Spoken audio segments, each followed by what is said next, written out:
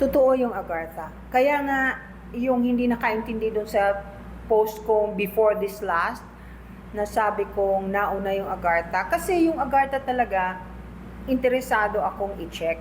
Kaya yun ang una kong chinek. Sinabi ko kanina kung ano nangyari doon sa twice kong pagpunta sa Agartha. Yung Biringan, kaya ako sinabing hindi pa ako nakarating doon kasi nauna na akong sumilip sa Agartha kaysa sa Biringan. Yung Biringan, nung marami na pong nagre-request sa akin na tingnan ko yung Biringan, noon lang ako nakapunta. I wasn't sure. Kasi wala akong interest at hindi ko sure talaga kung totoo o hindi. Napatunayan ko kung totoo at maraming nagpatotoo dahil maraming mga apo-apo, ninuno yung mga dating nakakapasok doon na sinabi sa kanila ng kanilang mga ninuno o mga lolo't lola.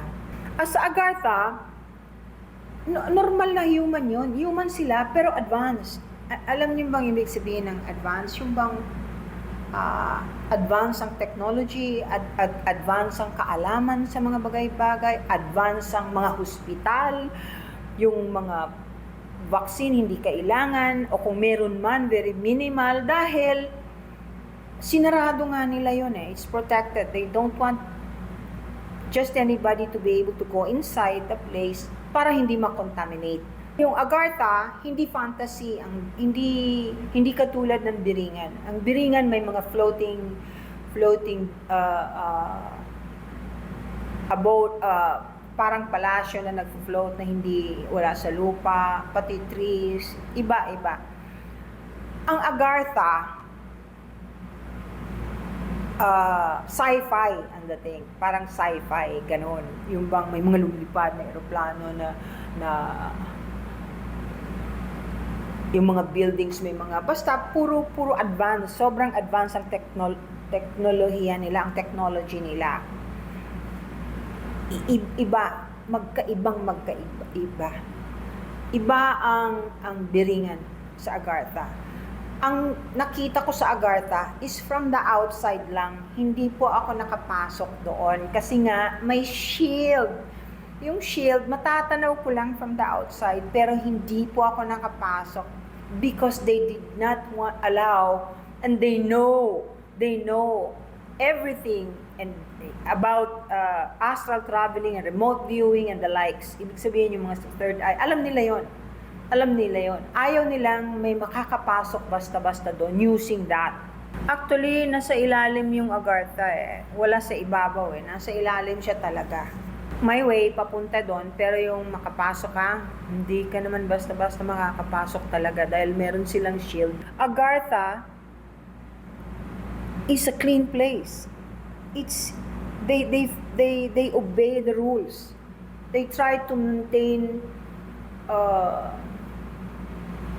the goodness of the place. Kasi ayaw nilang masira at mawala. Kasi nangyayari na yan sa Atlantis. Agartha hindi. These are advanced human beings. Frequency. Okay, may nagtatanong dito, si Tata, Ma'am, yung frequency ba na kumakalat ngayon sa TikTok, magkatulad din ba ito sa Biringan, Mystical City? Iba-iba ang frequency ng bawat lugar. Iba-iba. Kahit sa city kung minsan, may slight difference at magkaiba ang kulay.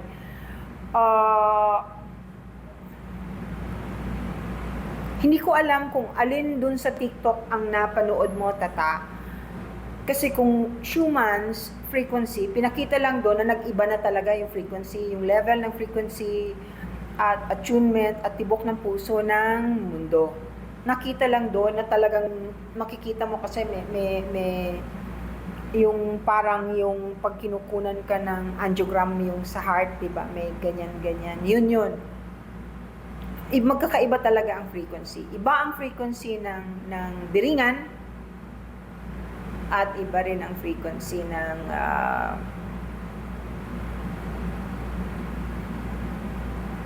Agartha. Yung Atlantis matagal nang wala. Lumubog na yon. Matagal nang wala yung Atlantis. Ang Atlantis lumubog na.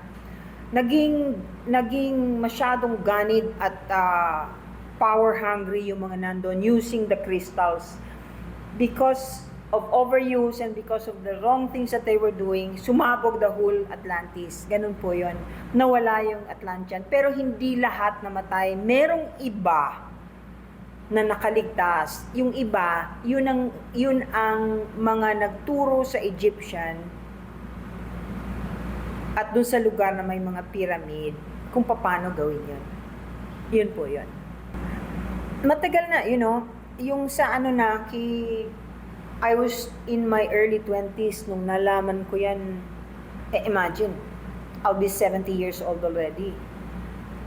In my early 20s. Alam ko na yan tungkol sa Anunnaki. Pero, normally, things that does not really concern me or will not help the people I'm with or my country, hindi ko pinakikialaman. Kasi hindi lahat ng sekreto ng langit dapat pinakikialaman. Maraming nadidisgrasya dyan. Marami pong nananaginip na parang magukunaw na ang mundo. Kasi galit na po talaga naman ng Mother Earth eh. Sobra ng pang-aabusong ginawa natin, tayong mga tao. So nagre-rebelde na. Napakadumi na ng lahat ng tubig natin. Ginawa nating basura ang dagat, ilog. Hindi ko alam kung paano natin naabuso yung plastic. Dati wala namang plastic. Alam niyo ba, 200 to 400 years bago matunaw ang plastic, bago mag-disintegrate. Ganun katagal. Kung putulin natin yung kahoy, gagawin nating subdivision, lahat, wala nang natira. Totoo po ba ang eternal suffering and hell? Yes! Yes! It's real! It's true!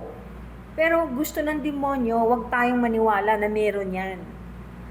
Yan ang palaging sinasabi ng demonyo, tinuturo sa mga kabataan ngayon at saka yung mga New Age na wala namang hell at walang devil. Yan ang gusto ng devil, na huwag tayong maniwalang may devil, na huwag tayong maniwalang may hell. Pero meron po, naku po, kung alam nyo lang. Huwag din ho kayong maniniwala dun sa mga sabi nila, nakikita nila yung angel mo, na pwedeng ipatawag ang angel anytime, na, hindi yun, totoo yun. Ang angels po, makikita nyo lamang pag may rason. Pag gusto nilang magpakita, or inutos ni Ama. Hindi po yan, at hindi lahat ng angels na ipakpak. Hindi po totoo yung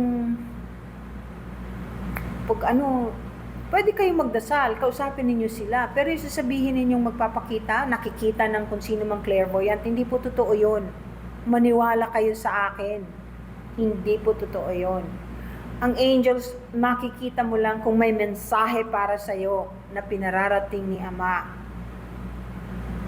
O may mission sila. Hindi po yan, aside from your own guardian angel, pwede ninyo siguro makita sa panaginip kung gusto nilang magpakita, or if you pray hard enough or make a request as often as you can. Yes, they try their best to save you if it's not time yet, your time to die. Angels will always try. They always talk to you. In fact, pag may mali kayong gagawin o maling piniling bagay o hindi dapat makasamang tao, bulong yan ng bulong sa'yo. Hindi mo naman pinakikinggan. Kaya yung mga namamatay, huwag masyadong aabalahin. Huwag niyo pong palaging kukulitin. Tulungan niyo naman ako. Marami kasing ganyan na normal naman na naunawaan ko. Yung palaging nagdadasal, Love, iniwan mo na ako. Wala akong kapera-pera. Gawan mo naman ng paraan. Tulungan mo naman ako. Ano ba? Pwede ba akong tumaya sa wedding? Gawan mo ng paraan. Hindi po nila. Kawawa naman. Hindi nila. Nagsasuffer po sila pag nakikita nilang nagsasuffer kayo. Yung mga mahal natin sa buhay, palagi po yan, they look down on us when they're not busy. But they have something else to do. Believe you me, marami silang ginagawa pag yumao na. Hindi priority yung nandito. Unless merong bagay na naiwan na kailangan niyang ipaalam na hindi niya nasabi. Pero usually yung mga anak constantly when they pray to their fathers or mother, the soul of the mother or the father would acknowledge it, pray for the child, or look down. Of course, kasi minahal mo, minahal. But unless nabuhay na uli, wala na. Wala na sa spirit world. Yun po. Ang gabay, nagpapalit-palit, hindi pare-pareho. Para yung nag-aaral ka, nung grade school ka, yung teacher mo, pang grade school din. Pag high school mo, pang high school din. Nagpapalit-palit, depende sa kailangan ng pagkatao at kaluluwa mo. Lahat po tayo may gabay. Hayaan ninyo, magpo-post ako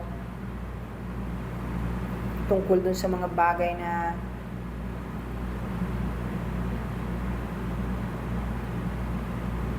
nararanasan ko. Karamihan sa inyo, gusto kasi ninyo marinig yung mga kwento eh.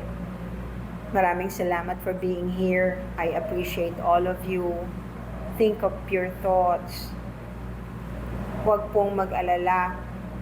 Ang mahalaga, kahit pobre tayo, wala tayong iniisip na masama. Magdasal lang po tayo palagi. Love one another. Be kind to humans, of course. Be kind to animals. Huwag po tayong mananakit ng mga hayop po. Tsaka huwag ninyong gugutumin, iiwanan sa labas na wala man lang tubig.